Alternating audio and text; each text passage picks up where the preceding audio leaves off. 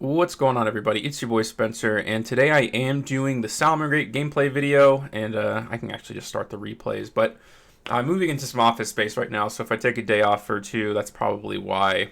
But when I first started playing this deck, I'm like, I don't really vibe with this. I just kind of found the combos interesting, but the more I've played it, the more I'm like, wow, this is actually really dope, and it's one of the best budget decks that you can get.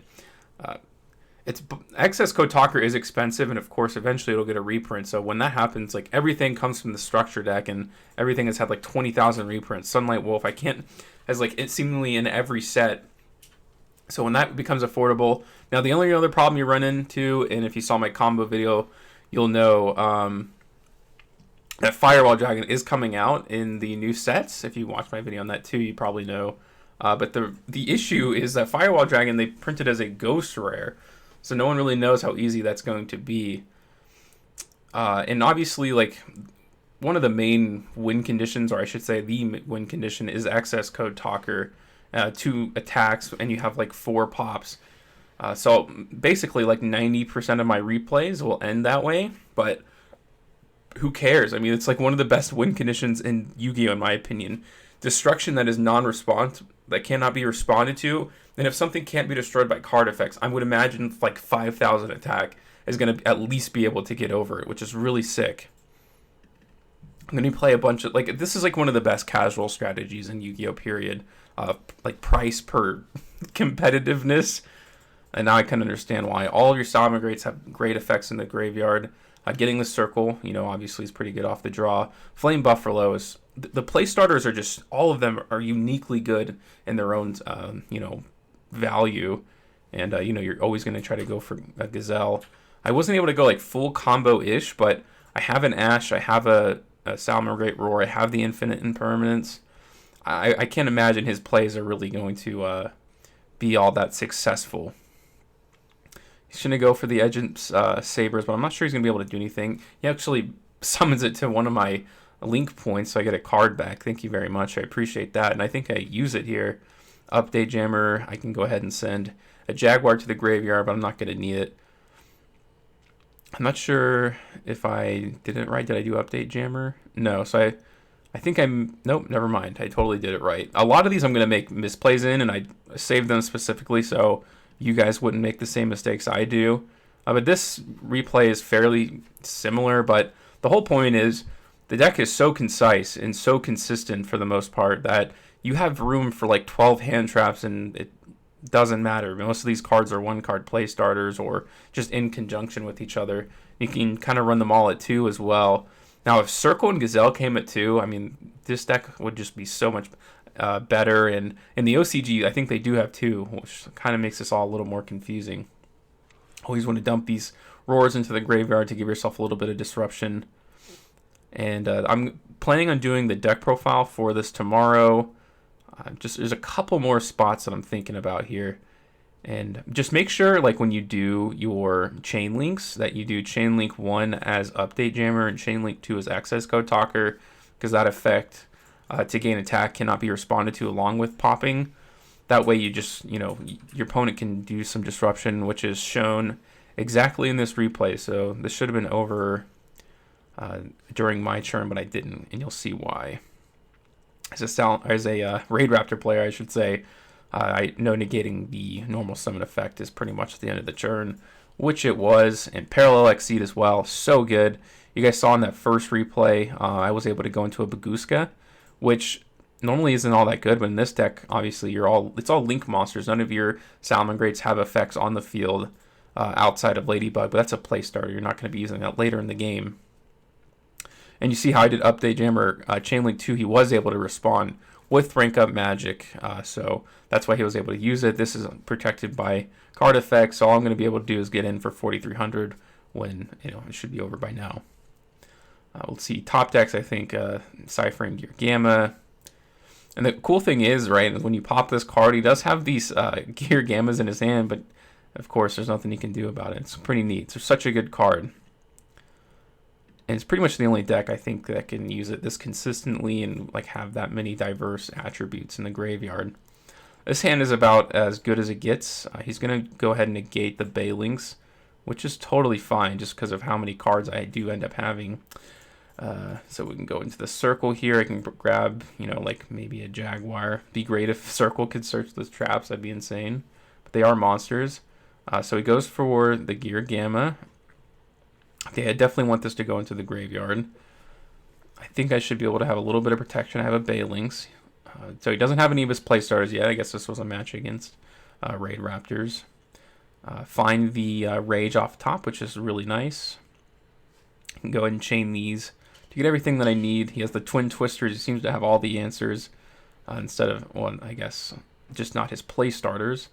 I can go into the, I can Ash the gear again. I can go ahead and set the Roar. And now he decides to go for it, which I allow. That way I can go to a transcode talker, draw a couple cards. And yeah, I decide not to attack because these are banished during the end phase, and I think the driver can be summoned from the graveyard if he did end up having it, but yeah, that was it for him. Let's see, I have this weird kind of burn deck. So he's got the Pot of Duality. He has a Swift Scarecrow, which will come up later that I didn't know he had at the time. I can go ahead and, of course, and then Parallel. I mean, you just know you have a great hand when you're in this situation here. You're able to plus, because you do burn through a lot of resources in Salamangreats, and a lot of that recursion was hurt, you know, because of the ban list. Mirage Stalio in particular, I know helps the recursion. So all of his monsters are going to be negated unless he has a Link Heavy deck as well, plus I have an Omni Negate, which I decided to use on Pot of Duality. It's kind of like, I don't want him to dig 3 deep in his deck. Tries to activate the effect, and nothing happens there. Get the Ash off the top. He tries to use it, so I'm going to go ahead and use the effective Ash Blossom to negate that. And I should be able to just go into like maybe an update jammer and attack twice and just end the game very quickly, which is very cherry. I mean, just how quickly you can get control is unbelievable. So even though we had like the Swift Scarecrow, I'm going to be able to go into like Heatly IO, or I can just actually just pop these cards anyways. That's what I really love about the extra deck, is actually like how diverse it is and how many different effects that you can go through in there to get rid of different cards. You don't have to have all the answers in your main deck like some strategies that you see. A couple matches, or a couple games I should say, against Blue Eyes. This is kind of a weirder version of it, Paladin of Felgrand. I think obviously it is based off of this card, and I think it ends up hurting him here. Jaguar is better to get into the graveyard and can special summon itself at some point, which is what it does here. It recurs a card. Although I probably shouldn't have done that because now I don't have a Baylynx here. But I am going to go... So I shouldn't have used that effect, but I do have the Firewall Dragon and the Sunlight Wolf with the Omni Negate and the Infinite Impermanence, which you got to appreciate. I'd rather have him not search 2 and just neg 2. I think advantage-wise that's the smart thing to do. And he goes ahead and tries to use the effect of Felgrand. I send it back to his hand so he doesn't get to equip from the deck. At this point, my plays are pretty much over. Gazelle can come back, and I can send like a Spinny. It's a free special summon at that point. I think, yeah, so I think I did make the mistake there. That should have been the game. I should have gone into Update Jammer, into Access Code Talker. But I guess I have one interruption left during this turn. That was kind of mistake number 2 that I wanted to show you guys. Never leave yourself short, because at that point, you know, I was going for game. I don't really have much disruption at this point. But this came in clutch, obviously. I don't even know if I have an infinite impermanence in the deck anymore. Just because you have so many cards like Bagooska used to negate monster effects, it kind of seems a little redundant at that point. Here's another game. I think I was able to go first. Relatively straightforward. Lady Debug's always just going to be one of your best options. And I've taken out Formate Skipper too. I actually think there's enough play starters in this deck. You don't need this, and you don't need too many normal summon reliant cards in your deck either. Not sure how you guys feel about that. Sunlight Wolf into Sunlight Wolf. Don't use this, another mistake that I made. Salamangreat Roar, when this is reincarnated Link summoned, can set itself from the graveyard, but it banishes when I should have just grabbed it with Sunlight Wolf anyway, since I used the reincarnation, making that kind of useless. He's going to try to search the ritual and the spell and the monster, which I'm definitely not going to let happen. It's going to go ahead and get over my entire board. So now it kind of looks like I'm dead. And even goes into a Hope Harbinger and a Spirit Dragon of White. So I'm in a top decking war technically. And it is the Jaguar, which was really nice because it can special summon itself back. He tags this out for a Blue Eyes, but it's just vanilla, so it doesn't matter. I can go into a Splash Mage, which special summons the Debug. Then I can go into Transcode Talker, bring back the Sunlight Wolf. That'll help me go into the Access Code Talker. I'm not going to be able to go for game, but I am going to be able to clear his board. So our kind of advantage is similar now. I'm like one card up, plus I have a 5,000 attack monster at this point, and he gets a Aquabrave Dragon off the top, which is definitely not enough.